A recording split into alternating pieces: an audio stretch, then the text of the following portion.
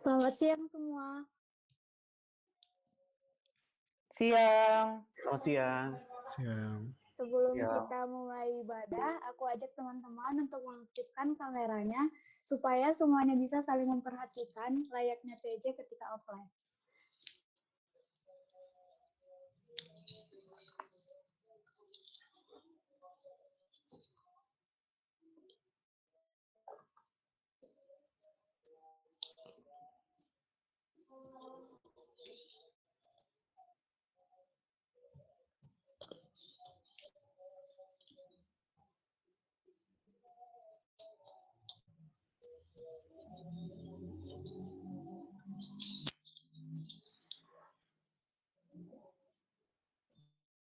Untuk memulai ibadah kita, mari kita siapkan hati dan pikiran kita dengan bersaat teduh sejenak.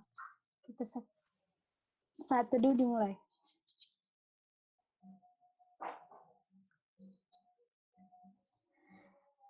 Kita satukan hati, mari kita berdoa.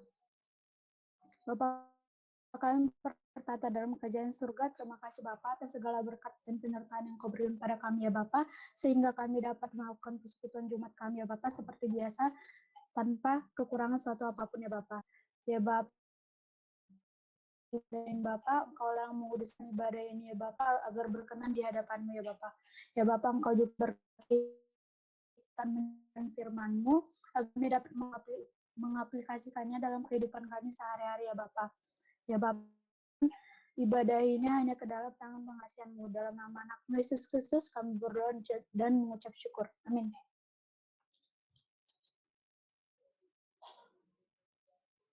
Shalom teman-teman. Shalom Cindy. Apa kabar semuanya? Baik. Baik, puji Tuhan. Halo. Baik Cindy. Cindy gimana? Baik juga. Walaupun masih semangat, walaupun dalam keadaan pandemi, aku harap kita tetap bersukacita dalam menjalani kegiatan kita sehari-hari ya. Teman-teman, sudah selayaknya kita dapat bersyukur pada saat ini karena Tuhan masih menyertai kita dan memberkati setiap aktivitas yang kita hingga dapat berjalan dengan lancar. Kita dapat berkumpul untuk bersekutu pada saat ini juga kasih dari Allah. Sekaligus untuk menyambut firman yang dibawa dari Barat.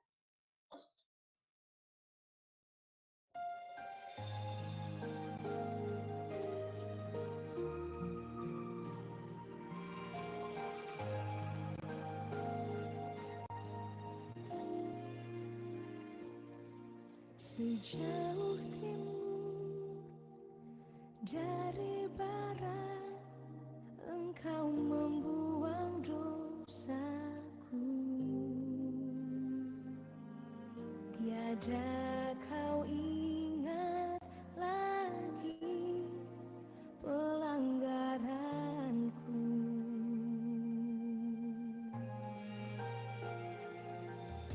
Jauh ke dalam tubir laut, Kau melemparkan dosaku. Tiada Kau perhitungkan kesalahanku. Betapa besar kasih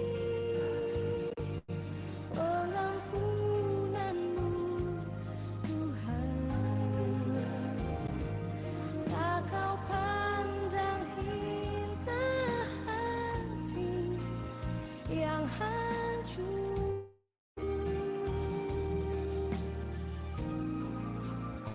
Ku berterima kasih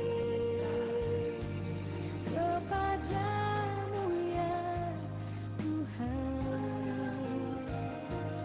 Pengampunan yang Kau beri, pulihkanku.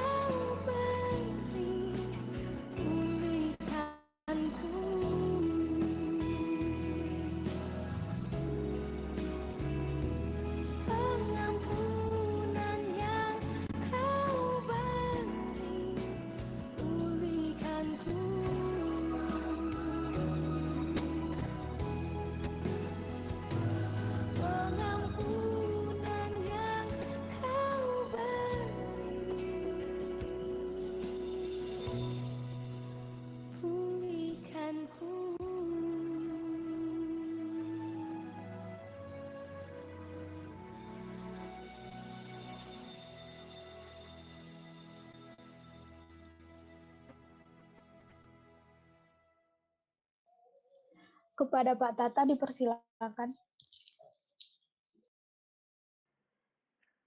Selamat siang semuanya.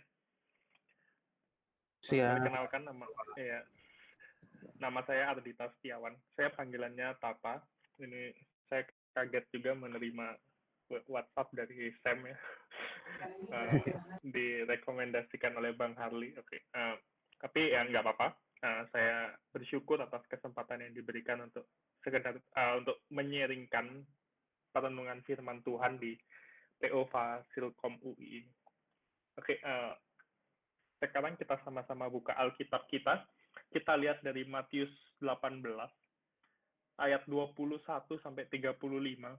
Ini kalau saya lihat ini sangat sesuai gitu sama temanya gitu. Tapi ya saya akhirnya mendalami lagi dan menemukan banyak hal menarik dan yang kita sebagai orang Kristen harus tahu dan harus lakukan gitu. Saya akan bacakan untuk saudara-saudari sekalian. Matius 18 ayat 21 sampai 35. Kemudian datanglah Petrus dan berkata kepada Yesus, "Tuhan, sampai berapa kali aku harus mengampuni saudaraku jika ia berbuat dosa terhadap aku? Sampai 7 kali?"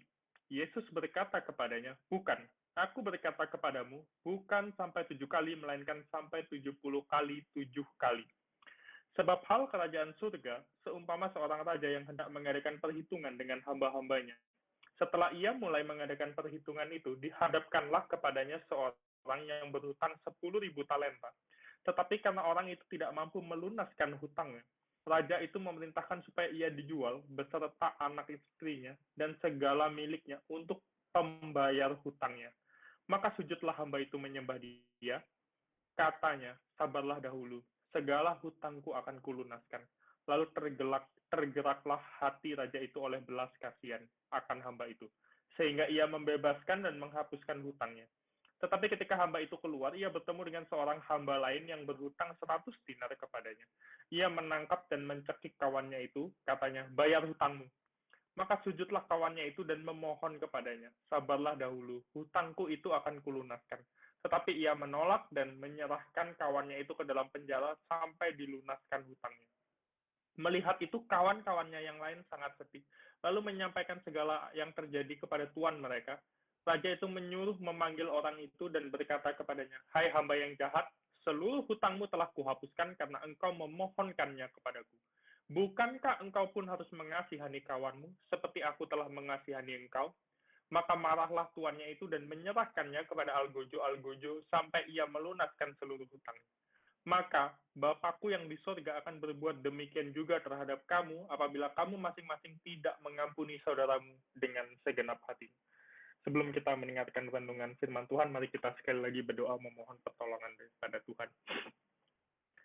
Allah Bapa kami yang ada dalam kerajaan surga, kiranya Tuhan yang memberkati persekutuan kami, walaupun kami tidak bertemu secara fisik, tapi kami percaya Tuhan, kuasa-Mu melampaui segala keterbatasan kami. Kiranya Roh-Mu yang kudus hadir di tengah-tengah kami, sebagaimana janji-Mu kepada kami ya Bapa, bahwa Engkau akan hadir di mana 2-3 orang berkumpul di dalam nama Kristus anak-Mu.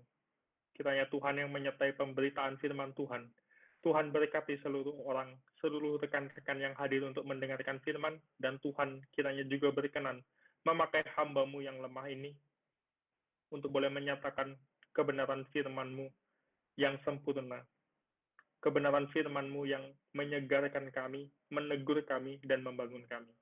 Dengarlah doa hamba-Mu ini ya Bapa, di dalam nama Yesus Kristus kami sudah berdoa dan mengucap syukur. Amin. Tentu kita sangat familiar ya dengan bagian ini gitu, apalagi orang Kristen berbicara tentang pengampunan gitu, itu mungkin satu makanan sehari-hari atau mingguan gitu bagi yang ke gerejanya cuma tiap hari Minggu, atau ada tambahan-tambahan persekutuan-persekutuan lain setiap hari. Ini mungkin satu hal yang biasa ya tentang pengampunan. Tapi kenapa di Alkitab banyak berbicara tentang pengampunan gitu? Ketika saya melihat orang Kristen yang berbicara tentang pengampunan, ya itu ada yang saya sering kali lihat tuh ada 2 kategori orang. Yang pertama, orang Kristen yang tidak sadar atau bahkan mungkin tidak peduli makna dari pengampunan. Pokoknya kalau ada orang yang bersalah kepada saya, ya udah saya ampuni, bereskan masalahnya gitu. Maknanya apa, teologinya apa, Tuhan berbicara apa tentang pengampunan, ya itu saya nggak terlalu peduli gitu. Pokoknya pendeta ngomong pengampunan, ya sudah saya akan mengampuni. Yang kedua, orang Kristen yang sadar tentang pengampunan, dia benar-benar sadar, oh ya, ternyata saya diampuni begitu besar. Tapi pengampunan itu cukup berhenti sampai pada dirinya sendiri, dan dia tidak melakukannya kepada orang-orang lain. Udah cukup saya aja yang diampuni, ya sudah gitu. Saya masuk surga, yang lain bye-bye, udah urusan kalian masing-masing dengan Tuhan gitu. Ya dua bagian ini saya rasa ada gitu di dalam orang-orang Kristen. Tapi tentu ya kita sama-sama kepingin menjadi yang ketiga pastinya gitu. Orang yang mengerti dan yang melakukan. Yang mengerti besarnya makna dari pengampunan itu dan melakukan. Nah, hari ini kita akan sama-sama merenungkannya melalui bagian ini gitu. Kita sama-sama berharap kita bisa mengerti itu. Sebenarnya Tuhan mengampuni kita itu seperti apa? Niscaya ketika kita mengetahui hal itu, seharusnya membawa kita mengekspresikannya dalam kehidupan kita sehari-hari. Tentang bagaimana kita berelasi dengan sesama saudara seiman kita. Oke, pertama saya akan berbicara tentang latar belakang dari bagian ini. Bagian ini ayat 21-35 yang tadi saya baca itu, dan bagian sebelumnya mulai pasal 18 ini, itu berbicara tentang bagaimana komunitas orang percaya itu harus hidup di dalam kehidupan sehari-harinya. Dan bagian ini dimulai dengan pertanyaan Petrus tentang berapa kali harus mengampuni. Hal ini juga masih berkaitan sebenarnya gitu. Mulai dari bagian sebelumnya yang berkata tentang menegur saudara yang berbuat dosa kepada saya gitu. Ya, itu bagian sebelumnya berbicara tentang kalau ada orang berbuat dosa, gimana caranya kita menegur. Tapi dalam bagian ini, berapa kali kita harus mengampuni dia gitu. Nah, Petrus sudah mendengar ajaran Yesus tentang mengampuni. Itu ada di Matius 6 ayat 12. Ini masih sama ya, di satu kitab Matius. Matius 6 ayat 12. Di dalam doa Bapa kami. Ampunilah kami akan kesalahan kami, seperti kami juga mengampuni orang yang bersalah kepada kami. Petrus sudah dengar pengajaran itu. Oleh karena itu, dia bisa mengajukan pertanyaan ini. Kita harus sedikit menyingkirkan gitu, atau buang pikiran kita. Setiap bicara Petrus yang kita ingat penyangkalan 3 kali gitu. Sebelum ayam berkokok, kita selalu negatif sekali pikirannya tentang Petrus. Petrus ini menyangkal apalah. Nah, karena saya bukan nggak setuju ya kalau Petrus menyangkal itu salah. Iya, memang menyangkal Yesus itu salah besar gitu. Tapi pada bagian ini seharusnya penyangkalan itu belum terjadi. Petrus belum menyangkal di bagian ini gitu. Jadi kita buang dulu gitu. Kita lihat sebagaimana Petrus yang ada diceritakan di bagian ini gitu. Petrus seperti yang tadi kita ketahui, dia sudah mendengar ayat atau ajaran di bagaimana Yesus mengampuni. Sekarang dia sedang bertanya tentang aplikasinya. Terutama, intinya dia bertanya tentang batasan, limitasi. Berapa kali Tuhan aku harus mengampuni jika ada saudaraku yang bersalah kepadaku. Dia, seperti mempropos satu angka. 7 kali ya Tuhan ya. Sebelum kita lanjut, saya ingin kasih sedikit latar belakang juga gitu, bahwa mengampuni di sini kalau saudara berdosa kepada kita itu sudah termasuk saudara itu datang kepada kita, dia memohon ampun, saya minta maaf dan saya tidak akan melakukannya lagi. Jadi ada pertobatan yang diekspektasikan di dalam bagian ini. Jadi bukan sekedar ya ada orang salah dia diem aja di sana udah saya ampuni. Bukan seperti itu. Tapi ini di dalam satu komunitas orang percaya, saudara seiman, di mana saudara itu bersalah kepada kita dan dia datang mengakui bahwa dia bersalah dan dia tidak akan melakukannya lagi. Jadi sudah ada include pertobatan ekspektasinya gitu. Nah, ini juga kenapa kok bisa saya keluarkan kesimpulan seperti ini, kenapa kok bisa include pertobatan? Ayat ini tidak menjelaskan apa-apa. Kita bisa baca juga, kita ditolong oleh Lukas. Saya akan buka Lukas 17 ayat 4. Itu yang berkata bahwa, ini kan mirip sekali kejadian di sini. Bahkan jikalau ia berbuat dosa terhadap engkau, ini tentang saudara juga kalau dibaca ayat sebelumnya. Bahkan jikalau ia berbuat dosa terhadap engkau 7 kali sehari, dan 7 kali ia kembali kepadamu dan berkata, aku menyesal, engkau harus mengampuni dia. Jadi ini ekspektasinya saudara itu datang kepada kita mengatakan, aku menyesal gitu, dan aku tidak akan melakukan lagi. Ini udah ada ekspektasi pertobatan. Nah, Petrus mengajukan angka tadi 7 kali. Terus kalau kita udah baca bagian ini, kita lihat jawaban Yesus ya. Itu 77 kali 7. Ini Petrus jelek banget, kembali lagi ya, kita kan pikirannya itu lumayan negatif gitu, dia menyangkal Tuhan, terus sekarang dia cuma kasih angka 7, Yesus itu jawabnya 77 kali 7 gitu. Tapi tunggu dulu ya, kita kalau lihat latar belakang Petrus gitu, kenapa dia bisa jawab 7? Justru karena Petrus itu sudah belajar bagaimana dia hidup bersama Tuhan hari demi hari, dia melihat pengajaran-pengajaran Yesus. Justru karena dia sudah belajar dan mendengar, dia berani mengeluarkan angka 7. Karena pada waktu itu, sebenarnya, ajaran rabi-rabi Yahudi, Petrus juga orang Yahudi, ajaran rabi-rabi Yahudi, itu mewajibkan untuk mengampuni 3 kali saja. Hanya 3 kali. Yang keempat, kamu boleh tidak mengampuni saudaramu yang datang kepadamu. Jadi ini yang diajukan Petrus itu sudah 2 kali lipat, bahkan lebih 1 kali gitu. Kenapa? Petrus sadar bahwa pengajaran Yesus itu sering kali melampaui atau bahkan semuanya itu melampaui pengajaran dari rabi-rabi Yahudi. Ketika dia mengetahui nilai yang begitu tinggi, dia berani mengajukan angka yang 2 kali lipat, bahkan lebih 1 kali lagi lebih banyak daripada yang diajarkan oleh rabi-rabi Yahudi. Nah, dan melalui hal ini ya kita juga belajar bahwa Petrus itu sebenarnya sadar gitu bahwa dendam itu bukan jalan hidup dari murid-murid Yesus Kristus. Tetapi pengampunan itu adalah jalan hidupnya. Kemudian Yesus menjawab 70 kali 7 kali. Ada perdebatan dalam hal ini memang gitu. Ini kalau dilihat bahasa aslinya gitu, pembacaan itu either kita bisa baca 77 kali atau 70 dikali 7. Itu bisa 2 pembacaan ini. Tapi saya kurang tertarik sebenarnya sama perdebatan ini, tapi harus dijelaskan gitu. Masalahnya itu bagi Yesus itu bukan yang penting 70 kali kamu hitung saudaramu itu udah berdosa 69 nih. Besoknya berdosa lagi 70 nih. Besok lu berdosa udah nggak ada ampun, kita ribut aja. Bukan itu yang penting. Atau misalnya kita pegang 70 kali 7, 490 kali. Gua tunggu sampai 491 kali, gua dendam sama lu, gua bales lu. Bukan itu yang penting. Isunya tuh bukan di sana gitu. Yesus tuh nggak pernah mengajarkan pengampunan yang remeh atau litik seperti ini gitu. Yesus tidak pernah memerintahkan kita untuk menghitung kesalahan orang dan memberikan limitasi. Gua tunggu sampai 70. Ini kan limitasi gitu. 71, awas lu. Nah, bukan itu gitu. Karena apa? Yesus nggak pernah, atau Tuhan, atau bahkan di seluruh Alkitab nggak ada yang pernah suruh kita balas dendam. Nggak ada yang pernah suruh kita balas dendam. Yesus itu adalah Allah, dan dia tidak berkontradiksi. Allah mengatakan dalam Ulangan 32 ayat 35, pembalasan itu hak Tuhan. Dan sampai sekarang ketika Yesus datang pun dia mengajarkan hal yang sama. Pembalasan hak Tuhan, kamu jangan balas dendam.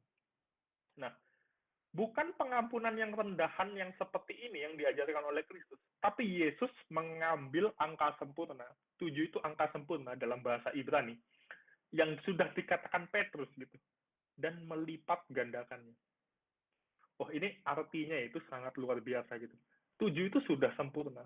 Petrus itu juga sudah 2 kali lipat lebih 1 dari yang diwajibkan rabi-rabi Yahudi. Yesus justru mengali lipatkannya berkali-kali lipat dengan angka yang juga sempurna. Nah, apa artinya? Itu artinya gitu. Tidak ada limitasi untuk pengampunan yang harus kita berikan sebagai orang percaya kepada saudara seiman kita. Jumlah ini berarti tidak terbatas. Bukan hanya tidak terbatas secara limit atau jumlahnya berapa kali, tetapi juga jenis kesalahan. Dalam segala hal kita harus mengampuni. Tidak hanya secara jumlah, tetapi juga jenis kesalahannya. Itu tidak ada batasnya. Ini yang sedang dikatakan oleh Yesus Kristus. Kita tidak hanya sekedar bicara limit, tetapi tentang dosa atau kesalahan yang dilakukan saudara kita. Apapun itu, ketika dia menyesal dan datang kepada kita, seharusnya kita bisa mengampuni dia. Saya waktu SMA itu kan sering dengar ya, kita itu tanpa sadar gampang sekali terpengaruh tentang dengan lingkungan di mana kita hidup gitu. Saya kurang tahu ya apakah kalian juga pernah dengar orang mengatakan hal ini gitu. Kalau kamu merendahkan saya, wah ini kan dulu waktu SMA ini. Kalau kamu merendahkan saya, cari masalah sama saya masih bisa sabar. Tapi kalau kamu cari masalah sama teman-teman saya atau keluarga saya tidak akan tinggal diam. Kan saya kurang tahu ya apakah kalian sering dengar. Saya sih dulu sering dengar hal itu. Ini kan berarti kita sedang membuat batasan gitu. Kalau kesalahanmu terhadap saya pribadi, oke, saya maafkan. Tapi kalau terhadap saudara saya, maaf, saya tidak akan memberikan pintu maaf atau pengampunan bagi Anda. Tanpa sadar, kita sering kali membuat limitasi-limitasi seperti itu. Dan alangkah menyedihkannya kalau limitasi itu kita buat justru untuk saudara-saudara seiman kita. Oke, kita akan lanjut ke bagian berikutnya. Kemudian Yesus melanjutkan dengan perumpamaan gitu. Kan pertanyaan Petrus kemudian dijawab dan Yesus memberikan penjelasan dengan perumpamaan. LAI memberi judul perumpamaan tentang pengampunan gitu. Tapi dalam beberapa terjemahan bahasa Inggris itu memberikan judul Parable of Unmerciful Servant gitu. Servant atau hamba yang tidak memiliki belas kasihan. Perumpamaan ini dimulai dengan kata hal kerajaan sorga. Karena memang ya, seperti yang kita udah lihat, itu konteks ini adalah bagaimana komunitas itu harus hidup. Komunitas murid-murid Yesus itu adalah realitas warga negara kerajaan sorga. Seperti apa warga negara kerajaan sorga itu harus hidup. Nah, digambarkan seorang raja yang mengadakan perhitungan dengan hamba-hambanya. Kemudian dia berhadapan dengan seseorang yang berhutang 10.000 talenta. Ini kita kan bacanya secara bahasa Indonesia hamba ya, tapi tidak mungkin kalau hamba itu diterjemahkan langsung budak, itu hampir mustahil gitu. Kalau untuk dalam hal ini, nggak mungkin budak itu bisa menerima kepercayaan uang 10.000 talenta, itu mustahil. Kemungkinan besar ini raja sedang berhadapan dengan salah satu petinggi negaranya, ofisialnya gitu. Mungkin gubernur, mungkin juga dirjen pajak mungkin, atau petinggi-petinggi negara yang lain gitu, yang cukup tinggi pangkatnya gitu.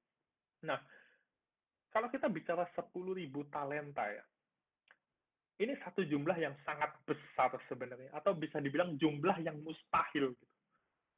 Karena 10.000 itu adalah angka terbesar waktu itu. Dan talenta itu adalah satuan mata uang yang paling tinggi. Seperti contohnya kita sekarang kan 100, 1.000, 10.000, 1 juta. Nah, talenta itu yang paling tinggi gitu waktu itu. Nah, sebagai gambaran ya, supaya kita lebih bisa menghayati seberapa besar 10.000 talenta itu. Saya mengutip Josephus ya. Itu Josephus, salah satu sejarawan tentang zaman itu yang cukup banyak dikutip oleh teolog-teolog. Itu pernah menulis bahwa 600 talenta pajak pernah dikumpulkan itu dari seluruh Yudea, Idumea, Samaria pada tahun ke-4 before Christ, 4 BC. Bayangkan, 600 talenta itu dari 3 kota. Nah, berarti official ini atau hamba ini yang dikatakan itu 10.000 talenta. Bayangkan betapa besarnya itu.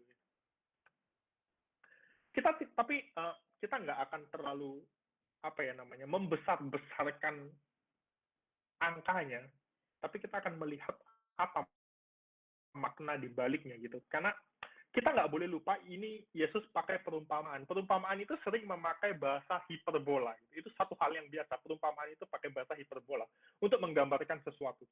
Dengan menulis 10.000 talenta, ini Yesus sedang mengatakan apa maknanya? Yaitu maknanya itu satu hutang yang sudah tidak mungkin lagi bisa dibayar. Itu sangat besar. Itu seperti satu hal orang bilang tuh, banyak yang bilang, saya baca gitu ya, itu udah impossible gitu. itu sudah debt yang impossible untuk dibayar gitu. 10.000 talenta. Kalau zaman sekarang orang ada juga yang coba menghitung, itu kira-kira itu jumlahnya miliar dolar sampai triliun dolar gitu. Itu sudah jumlahnya terlalu besar, 10.000 talenta. Nah, kemudian karena tidak bisa melunasi, raja memerintahkan orang itu untuk dijual beserta istri dan anaknya untuk membayar hutangnya. Mungkin pembacaan kita sekarang ya, di zaman sekarang gitu, kalau ada orang berhutang, ini sampai istri sama anaknya dijual, ini kejam sekali gitu. Kenapa? Apa urusannya sama anak istrinya? Tapi bagi orang zaman itu ini sebenarnya standar. Peraturan standar yang dilakukan ketika ada seseorang yang tidak bisa membayar hutangnya. Kenapa? Karena anak dan istri itu adalah milik kepala keluarga. Ketika kepala keluarga dijual, otomatis include anak dan istrinya. Nah, ini kita harus tahu gitu. Itu salah satu konsekuensi logis gitu. Dimiliki oleh kepala keluarga, ketika kepala keluarga dijual, berarti otomatis anak dan istrinya itu akan ikut dijual. Tapi yang salah satu masalahnya gitu, bahkan ketika semua miliknya dijual, anaknya, istrinya, dan dirinya dijual pun, gitu, itu nggak bisa melunasi hutangnya. Jadi hal ini sebenarnya solusi dari raja, itu bukan untuk pelunasan hutang, karena dia tahu ini udah nggak mungkin dibayar hutangnya. Tidak mungkin lunas dan tidak mungkin cukup. Ini hanya sebagai bentuk hukuman bagi hamba yang tidak bisa mengembalikan uang ini. Bagi hamba ini, semuanya sudah buntu, apapun yang dia pikirkan, apapun rencana dia sudah tidak mungkin mengembalikan seluruh hutangnya ini. Akhirnya satu-satunya jalan terakhir yang dia miliki adalah memohon belas kasihan. Dia merendahkan diri, dia sujud menyembah, dan kita coba perhatikan sedikit lebih detail ya. Apa yang hamba ini katakan. Sabarlah dahulu, segala hutangku akan kulunaskan. Coba ya, dia bilang segala hutangku akan kulunaskan. Sebenarnya ini salah satu proposal yang tidak realistis. Kamu mau melunasi gimana caranya gitu? Semuanya dijual pun sudah nggak bisa lunas. Ini tidak realistis sebenarnya. Tapi hati raja itu dikatakan tergerak oleh belas kasihan. Ini adalah pengampunan. Dia nggak peduli proposal yang tidak realistis itu. Bahkan pengampunannya melampaui proposal itu. Hati raja itu tergerak oleh belas kasihan. Tergerak oleh belas kasihan. Itu kita kepikir sesuatu nggak kalau dengar kata-kata itu? Tergerak oleh belas kasihan. Seharusnya kita langsung terbawa kepada satu pribadi, yaitu Kristus. Karena di sepanjang kitab Matius, frase tergerak oleh belas kasihan, seluruhnya dipakai oleh Yesus Kristus kecuali ayat ini. Semuanya ditempelkan kepada pribadi Yesus Kristus. Banyak contohnya di Matius 9 ayat 6, 14 ayat 14, 15 ayat 32, 20 ayat 34. Saya akan bacakan satu ya, Matius 9 ayat 6.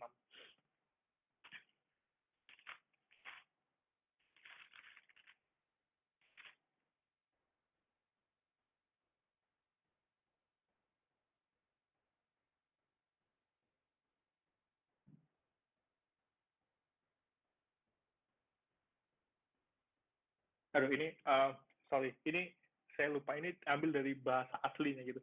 Tergeraklah hatinya oleh belas kasihan, sehingga tidak, seluruh translate Indonesianya menuliskan hal yang sama. Coba saya cari yang lain. Nah ini, 14 ayat 14. Ketika Yesus mendarat, ia melihat orang banyak yang besar jumlahnya. Maka tergeraklah hatinya oleh belas kasihan kepada mereka, dan ia menyembuhkan mereka yang sakit.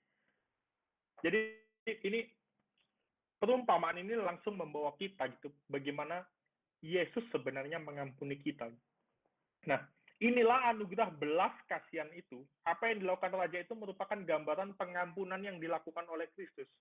Dia tidak melihat tawaran yang tidak realistis dan besaran hutang itu, tapi dia membebaskan dan juga menghapuskan hutang dari hamba tersebut. Sekarang kita lihat ya, reflektif ya, refleksi kepada diri kita masing-masing. Kita sering kali kan ya menawarkan Tuhan, Tuhan tolong ampuni saya. Setelah Tuhan mengampuni saya akan lakukan ini dan itu, ini dan itu, ini dan itu. Tuhan ampuni saya. Setelah Tuhan ampuni saya akan rajin. Setelah Tuhan mengampuni saya akan ini. Setelah Tuhan mengampuni saya akan ini. Kita sering kali itu memberikan Tuhan proposal yang tidak realistis. Kita berusaha dengan kebaikan kita itu bisa membayar seluruh hutang yang kita punya di masa yang lalu ketika kita masih belum percaya. Tapi kabar baiknya gitu, Tuhan nggak melihat itu. Kalau Tuhan mau hitung-hitungan, udahlah kamu jangan omong kosong. Itu kalau Tuhan mau hitung-hitungan. Tapi Tuhan nggak katakan itu. Dia bilang, aku mengampuni kamu dan aku menghapus seluruh hutang. Itu yang raja ini lakukan, dan itu menggambarkan apa yang Tuhan lakukan kepada kita. Aku mengampuni dosamu, dan aku tidak lagi melihat seluruh jumlah yang harus kamu bayar. Inilah pengampunan dosa yang dilakukan Allah gitu. Beban yang begitu besar yang kita sendiri nggak bisa tanggung. Tidak dan tidak akan pernah lunas. Tapi Tuhan memberikan anugerah pengampunan melalui Kristus. Dia menanggung kerugian karena dosa kita. Sehingga kita bisa bebas hidup di dalam Dia. Sama seperti raja ini menanggung kerugian dan memberikan kebebasan kepada hamba tersebut. Kita jangan kira raja ini nggak menanggung kerugian ya gitu. Kenapa? Ya 10.000 talenta itu kerugian dia gitu. Karena itu nggak bisa dibayar. Itu kerugian yang harus dia tanggung ketika dia membebaskan hutang dari hamba ini. Nah, kemudian setelah scene ini selesai gitu, hamba itu keluar dan dia bertemu dengan seorang hamba lain yang berhutang 100 dinar kepada dia. 100 dinar ya, kita harus kita kesampingkan dulu cara hiperbola itu. Kita coba hitung-hitungan. Dinar sama talenta, kita coba bandingkan sedikit. Perbandingan dinar dan talenta. 1 dinar itu adalah upah kerja 1 orang 1 hari. 1 orang itu kerja 1 hari dapat 1 dinar. Jadi 100 dinar, utang 100 dinar itu adalah upah kerja 100 hari. Kemudian diperkirakan 1 talenta itu sekitar 6.000 dinar. Itu upah kerja 6.000 hari, 1 talenta. Dan dia punya 10.000 talenta. Jadi, kalau kita menyampingkan sebentar gaya penulisan hiperbola dan mencoba menghitung perbandingan realita hutang 2 hamba ini, maka hamba yang diampuni raja itu berhutang 600.000 kali lipat lebih banyak dari hamba yang berhutang 100 dinar ini. 600.000 kali lebih banyak. Dan ironisnya gitu, di sini dikatakan ia menangkap dan mencekik kawannya itu. Hal ini menyatakan bahwa ada kekerasan yang dilakukan. Maka hamba yang berhutang itu 100 dinar itu bersujud dan memohon, bersabarlah. Dan kata yang digunakan itu identik sama dengan apa yang digunakan hamba yang pertama itu ketika berbicara kepada raja. Identik sama. Dan hanya ada 1 perbedaan, yaitu tanpa kata segala. Hamba yang kedua ini, yang berhutang 100 dinar ini, mengajukan proposal yang jauh lebih realistis.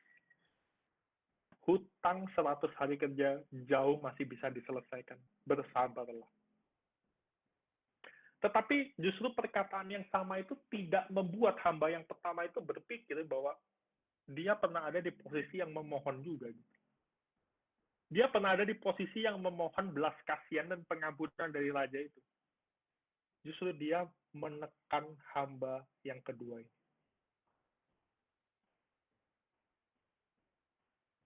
Permohonan yang sama gitu, tapi hasilnya berbeda. Ini identik gitu. Hamba yang berhutang 100 dinar itu dimasukkan ke dalam penjara sampai bisa melunasi hutang. Ini kalau kita juga reflektif di dalam hidup kita gitu. Kita sadar nggak betapa besar Allah itu sudah mengampuni kita, membebaskan hutang kita. Tapi sering kali gitu, kita menuntut begitu besar kepada kesalahan saudara-saudara seiman kita.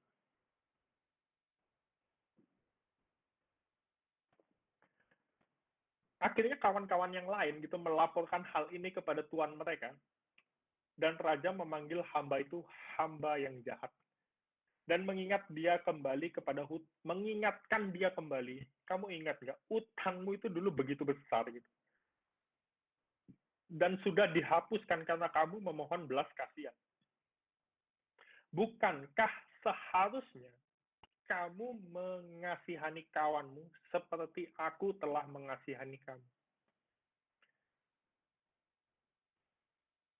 Ini ya, kalau kita lihat Matius gitu.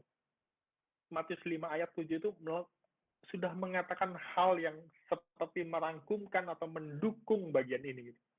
Diberkatilah orang yang murah hati karena dia akan beroleh kemurahan. Kenapa kita susah gitu untuk murah dengan belas kasihan kepada orang-orang lain? Apalagi ini bukan orang lain, tapi saudara seiman. Seharusnya kita jauh lebih murah dengan belas kasihan kepada saudara seiman kita. Mungkin kita ada ekspektasi, kenapa raja ini nggak langsung aja beresin bilang, kamu kenapa langsung aja hapuskan hutang 100 dinar itu gitu. Seperti aku menghapuskan hutangmu. Tapi raja ini justru bawa kepada hal yang paling dasar gitu. Seharusnya kamu punya belas kasihan. Kenapa? Karena belas kasihan itu yang akan mendorong segala pikiranmu, mendorong segala apa yang kamu lakukan, segala keputusanmu, untuk kamu bisa berbelas kasihan kepada hamba yang kedua ini. Menjadi murid Kristus ya, kita harus memperlakukan saudara seiman kita gitu, sebagaimana Tuhan memperlakukan kita. Sekarang kalau kita merenungkan ya, apa sih sebenarnya memberitakan Injil? Kita kan orang Kristen gampang bicara memberitakan Injil gitu. Kita intinya gitu, maknanya pemberitaan Injil itu apa sih sebenarnya? Itu bukankah memberitakan Injil itu memberitakan pengampunan yang sudah kita terima? Karena apa? Orang yang sudah menerima dan sadar dirinya itu diberikan pengampunan yang besar, yang sudah mendapatkan belas kasihan, hal itu harus tercermin di dalam kehidupannya. Orang yang mendapat belas kasihan seharusnya juga menyatakan belas kasihan kepada orang-orang di sekitarnya. Raja akhirnya memperhitungkan kembali hutang dari hamba yang jahat ini. Dia harus menerima hukuman sampai seluruh hutangnya lunas. Kalau kita melihat besaran hutang tadi ya gitu, 10.000 talenta, ini kan raja akhirnya menghukum kembali, semua hutangmu yang kuhapus sekarang kuperhitungkan kembali kepadamu, dan kamu akan dipenjara sampai 10.000 talenta itu lunas. Kalau melihat besarnya 10.000 talenta itu gitu, ini sama aja hukuman seumur hidup gitu. Kamu nggak akan keluar dari hukuman ini. Hal ini mengajarkan kepada kita gitu, bahwa sebagaimana kita menghakimi orang lain, maka ukuran yang sama yang kita pakai menghakimi orang lain itu akan dipakaikan kepada kita. Ini kan juga masih sangat sejalan gitu dengan Alkitab gitu. Jelas pada perumpamaan ini bahwa raja itu menggambarkan Allah, hamba itu menggambarkan murid-murid. Sehingga pengampunan dosa yang Allah anugerahkan kepada kita sebagai murid Kristus jauh lebih besar daripada pengampunan yang harus kita berikan kepada saudara seiman kita. Kristus sebagai hakim terakhir akan memperhitungkan kepada kita apa yang sudah kita lakukan kepada saudara seiman kita. Kristus tidak akan mengampuni murid-murid yang tidak mengampuni saudara-saudara seiman kita.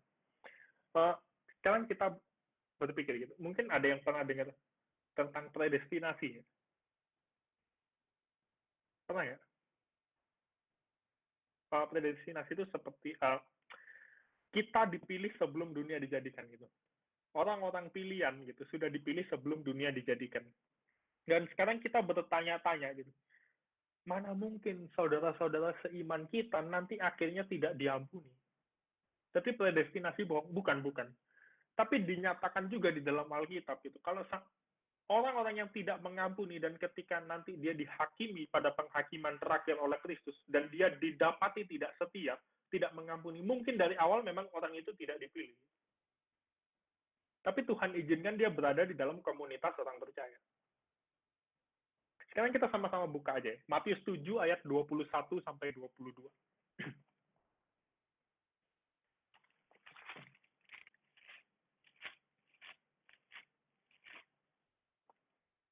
Oke, saya akan bacakannya.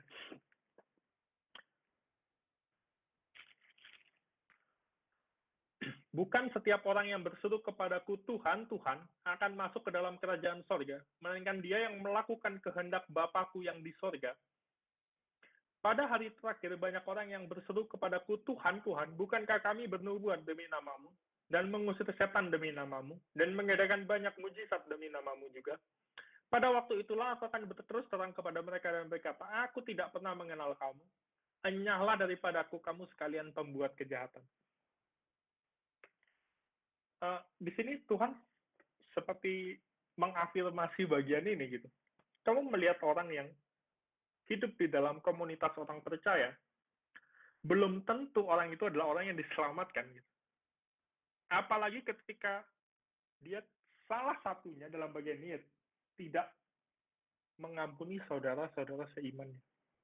Terserah kamu mau bilang apa, di dalam Matius 7 tadi jelas sekali, kamu mau membuat mujizat, kamu mau menyembuhkan orang sakit, kamu berteriak nama Tuhan, Tuhan, terserah dia mau melakukan apa. Tapi kalau dia tidak pernah mengenal Tuhan, dan tidak melakukan firman-Nya, Tuhan nggak pernah kenal dia. At the very first time, Tuhan tidak pernah mengenal dia. Dan dia berkata, enyahlah kamu pembuat kejahatan. Apakah kita sadar gitu akan pentingnya hal ini? Pentingnya kita melakukan firman. Memang ya, mengampuni itu tidak mudah. Tapi melalui perumpamaan ini kita belajar. Mengingat bahwa pengampunan Tuhan itu begitu besar kepada kita. Ketika menerima pengampunan yang begitu besar, yang pertama ya, ini saya mencoba merangkumkan hal-hal yang menolong kita untuk bisa mengampuni. Yang pertama, mengingat bahwa pengampunan Tuhan itu begitu besar kepada kita. Yang kedua, ketika menerima pengampunan yang begitu besar, kita harus memiliki belas kasihan dan juga mengampuni saudara seiman kita. Kita sudah diampuni begitu besar. Dan kita harus mengampuni saudara-saudara seiman kita. Kalau kita sekarang mau bandingkan, itu sama persis gitu perbandingannya. Dosa kita itu upahnya apa? Maut. Yang bisa bayar siapa? Utang 10.000 talenta kita, itu yang bayar darah Kristus. Itu nggak murah. Sampai Alkitab katakan apa? Apa gunanya kamu mendapatkan seluruh dunia, tapi kamu kehilangan nyawa? Nyawa kita yang bayar itu darah Kristus. Bahkan seluruh dunia pun itu tidak bisa membayarnya. Ini seberapa mahal gitu. Kita sudah dibayar.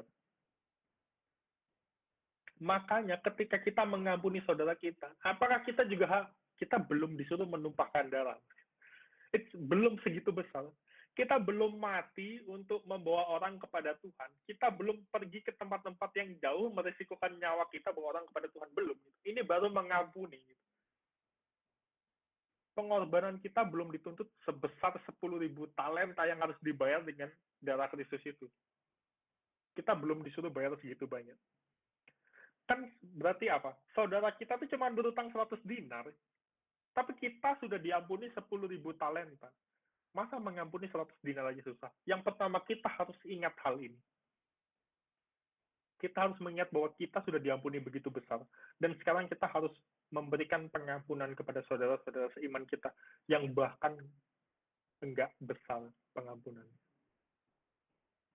Yang ketiga, Tuhan akan memperhitungkan apa yang kita lakukan kepada saudara seiman kita pada waktu hari penghakiman nanti. Jelas. Kalau kita tidak bisa mengampuni sampai penghakiman terakhir nanti, mungkin kita bukan orang percaya. Mungkin kita bukan orang yang diselamatkan.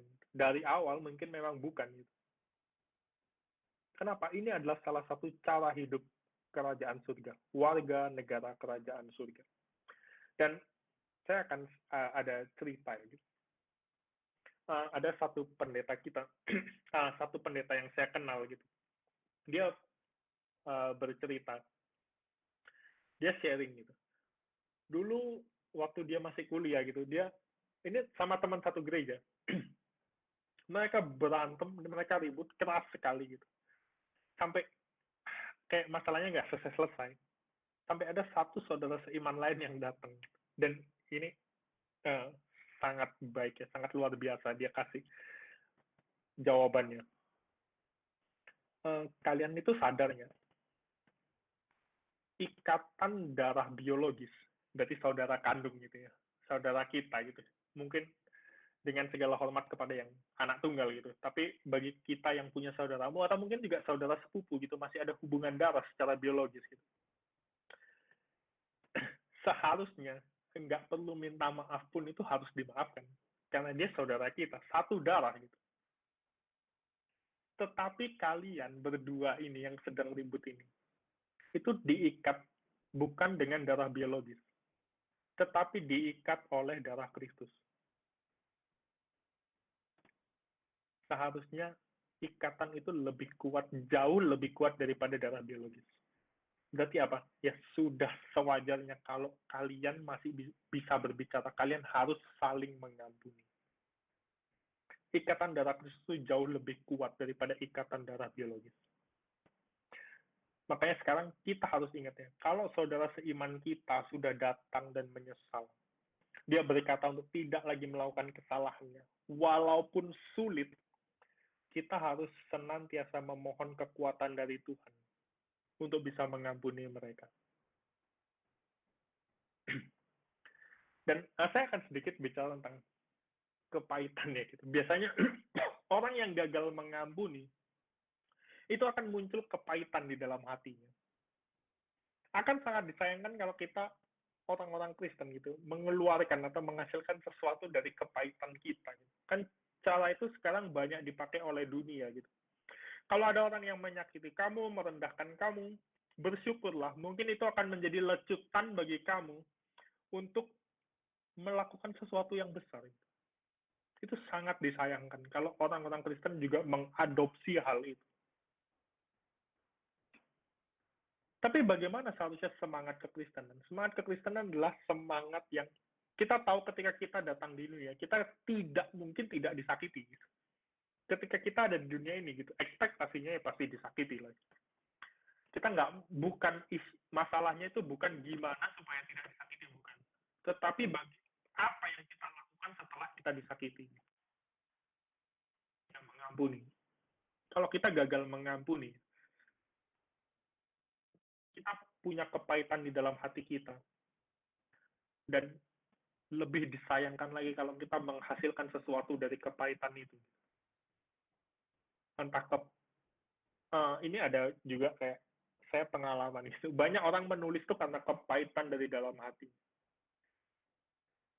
Banyak orang menulis sesuatu itu dari kepahitan yang ada di dalam hati. Itu sangat disayangkan. Tapi alangkah bahagianya gitu, kalau apa yang kita lakukan itu karena kasih, belas kasihan yang ada di dalam hati kita. Dan kalau kita tarik lagi lebih dalam lagi gitu, ketika dunia gagal mengasihi, itu berarti kegagalan gereja. Kan kita terang dan garam. Kan kita lampu atau cahaya pelita yang harus ditaruh di atas, bukan di bawah kasur. Bukan di bawah tempat tidur. Ketika gereja tidak dapat melihat, ketika gereja tidak memiliki, ketika gereja tidak mengerti kasih yang sejati, ketika dunia tidak mengerti kasih yang sejati, kita perlu bertanya apakah gereja mengabarkannya. Apakah kehidupan gereja menggambarkan kasih yang sejati itu? Apakah kehidupan kita sebagai gereja adalah kehidupan yang mengampuni sehingga dunia bisa melihat bahwa kasih yang sejati itu adalah penuh dengan pengampunan? Mari kita sama-sama memikirkan. Mari kita sebagai gereja gitu, sama-sama merenungkan apa yang sudah kita lakukan. Apakah gereja sudah menjadi terang? Apakah gereja sudah menyatakan kasih yang sejati sehingga dunia bisa melihat, oh ternyata kasih yang sejati itu seperti ini. Ternyata kasih yang sejati penuh pengorbanan. Ternyata pengampunan itu perlu banyak pengorbanan dan itu adalah satu kehidupan yang layak untuk dihidupi. Mari kita berdoa. Kami yang ada di surga, kami bersyukur ya Tuhan. Karena Engkau adalah Allah yang tidak lagi memperhitungkan seluruh hutang kami. Engkau adalah Allah yang tidak lagi menuntut hutang-hutang yang sudah kami buat. Dan kami bersyukur karena Engkau menganugerahkan Kristus untuk menebus kami, mengampuni kami, dan membayar segala hutang kami. Tolong kami Tuhan, jangan biarkan hati kami menjadi keras dan beku. Tetapi ajar kami juga untuk mengasihi dan mengampuni orang-orang di sekitar kami. Agar kami sebagai gereja Tuhan boleh menjadi terang bagi dunia yang sedang berada di dalam kegelapan. Bagi dunia yang mungkin tidak memiliki makna pengampunan sejati. Bagi dunia yang terus-menerus memikirkan kekuatan masing-masing. Tolonglah kami ya Bapa, biarlah kami boleh hidup sebagai komunitas tubuh Kristus, komunitas kerajaan Allah, yang menjadi contoh, menjadi terang bagi dunia di sekitar kami. Ajar kami untuk mengampuni, beri kami kerendahan hati untuk senantiasa memohon pertolongan Tuhan. Dengarlah doa kami ya Bapa, di dalam nama Yesus Kristus kami sudah berdoa dan mengucap syukur. Amin. Saya serahkan kembali kepada yang bertugas. Terima kasih Pak Toto sudah menyampaikan firman Tuhan kepada kami. Aku mau sharing sedikit nih dari firman yang sudah disampaikan Pak Toto tadi. Ketika kita mengampuni, itu bukan soal limit atau batasan, melainkan soal kesalahan yang diperbuat oleh orang-orang kepada kita. Apapun itu, sebesar apapun kesalahan itu, jika mereka mengakui kesalahannya dan menyesal, maka kita harus mengampuninya. Seperti Tuhan Yesus yang telah mengampuni kita atas kesalahan yang kita perbuat tanpa batasan apapun. Sekarang kita akan mendengarkan pengumuman dan berdoa syafaat. Kepada Bang Sam, dipersilahkan. Shalom teman-teman sekalian, kita akan sebentar mendengar beberapa pengumuman. Untuk klien hari ini, pembicaranya ada Pak Tata, lalu MC-nya ada Cindy dari 2019, pendoanya saya sendiri, dan multimedia ada Daniel dari 2017. Untuk kemuliaan Tuhan, mari kita apresiasi klien hari ini. Lalu untuk minggu depan, pembicaranya ada Pak Ruben, MC dan pendoanya masih akan diumumkan lebih lanjut, dan multimedia ada Doan dari 2018. Untuk para pelayan diharapkan untuk mempersiapkan diri. Lalu seperti biasa, kita ada doa siang yang dilaksanakan setiap hari Selasa. Untuk yang minggu depan, tanggal 20 Oktober, jam 12.30 sampai jam 1. Tapi kita biasa selesai sebelum jam 1. Jadi untuk teman-teman yang nantinya ada kelas jam 1 hari Selasa, nggak perlu takut untuk telat sampai ke kelas. Linknya sama seperti link PJ kita hari ini di bit.ly/pj-dosifasilkom. Untuk pendoanya akan diumumkan lebih lanjut. Lalu ingin mengumumkan juga bahwa tanggal 22 Oktober nanti akan ada persekutuan doa UI dengan tema pekerjaan Allah, yaitu menyambut. Perdo UI akan dilangsungkan tanggal 22 Oktober jam 7 malam. Dan kepada teman-teman yang bisa hadir, dihimbau untuk 5 menit sebelumnya untuk bisa langsung masuk untuk menjaga ketertiban selama nanti perdoanya berlangsung. Linknya tercantum di bit.ly/perdoui dan akan dilaksanakan via Zoom. Next. Lalu kemudian buat teman-teman yang memiliki pergumulan dan butuh dukungan doa, teman-teman bisa isi di link tertera di bit.ly/sini aku doain. Next.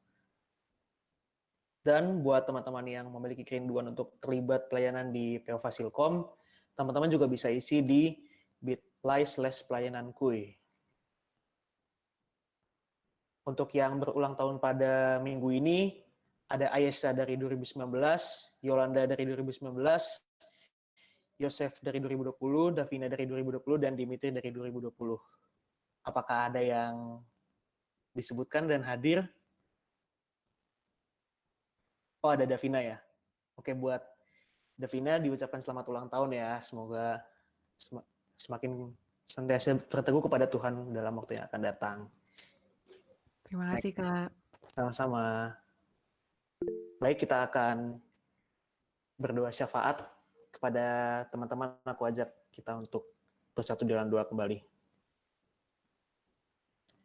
Tuhan, kami sungguh mengucap syukur bahwa kami dapat kembali berkumpul pada hari ini untuk sekali lagi bersekutu di hari Jumat yang indah ini. kami mengucap syukur bahwa kami boleh mendengar sebuah firman yang indah tentang mengampuni. Kiranya dalam waktu ke depan kami dapat semakin melaksanakan bahwa mengampuni tidak dapat dibatasi oleh sebuah limit tertentu, agar kami ke depannya dapat semakin terus mengampuni dan bercermin kepada Kristus yang sudah mengampuni kami juga, ya Tuhan. Tuhan, kami akan berdoa untuk 2 pokok doa. Kami secara khusus ingin memperhatikan kondisi negara kami, di mana RUU Cipta Kerja sudah mendekati untuk disahkan. Kami tahu bahwa banyak pasal-pasal yang masih kontroversial dan akan berujung kepada ketidaksejahteraan rakyat. Kiranya Tuhan sendiri yang memberikan hikmat dan pengertian bagi pemerintah dan anggota legislatif yang menyusun undang-undang tersebut. Kiranya mereka dapat menyusun undang-undang seturut dengan kehendak Tuhan saja. Kami juga berdoa untuk kami masyarakat-masyarakat yang terdampak, khususnya para buruh yang sedang memperjuangkan haknya. Kiranya juga Tuhan yang terus memberikan hikmat dan bijaksana agar mereka dapat menyampaikan pendapatnya dengan baik, dengan tidak membuat kerusuhan, dan kiranya mereka dapat terus mengandalkan Tuhan dalam setiap tindakan yang diambil nanti pada saat menyampaikan pendapat.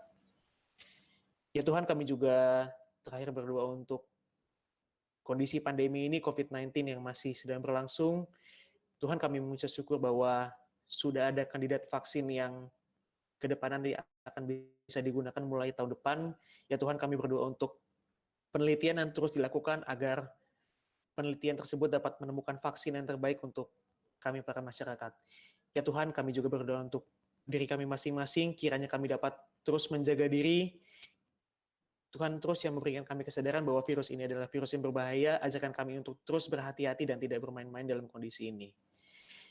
Ya Tuhan, inilah doa yang dapat kami sampaikan. Kami serahkan waktu dan jam ke depan ke dalam tangan Tuhan saja. Di dalam nama Tuhan Yesus Kristus, dan dengan pertolongan Roh Kudus, kami sudah berdoa kepada Bapa yang di surga. Amin. Kami serahkan ke Cindy lagi ya.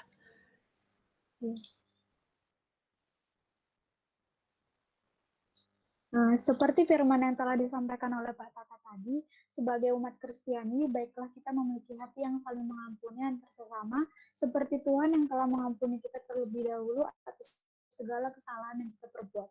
Kolose 3 ayat 13 berkata, sabarlah kamu seorang terhadap yang lain, dan ampunilah seorang akan yang lain apabila yang seorang menaruh dendam terhadap yang lain. Sama seperti Tuhan telah mengampuni kamu, kamu perbuat jugalah demikian. Untuk itu, kita nyatakan kerinduan kita kepada Tuhan, mari kita nyanyikan lagu mengampuni.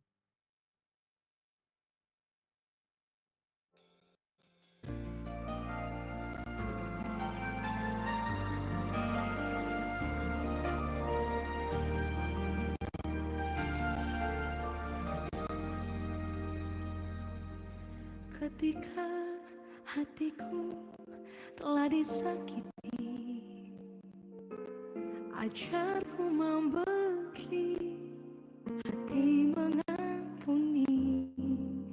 Ketika hidupku telah dihakimi,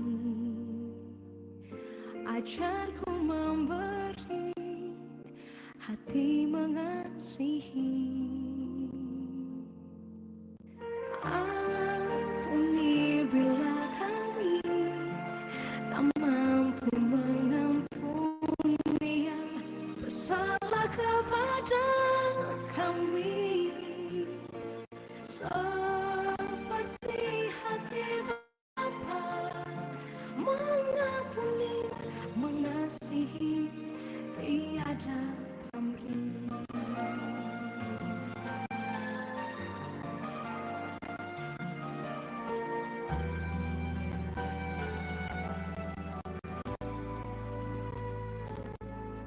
Ketika hatiku telah disakiti, ajarku memberi, hati mengampuni. Ketika hidupku telah dihakimi, ajarku memberi,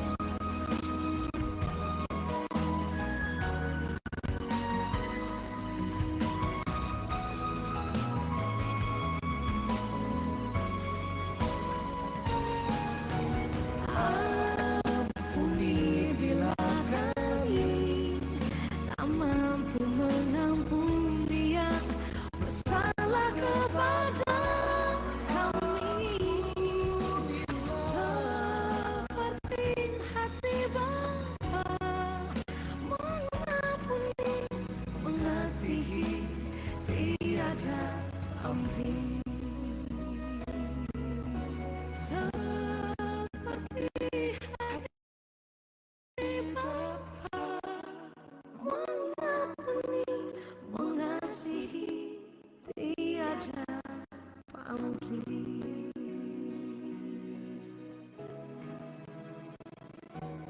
Kasih-Mu Tuhan di hati kami, Mengasihi, tiada pamrih.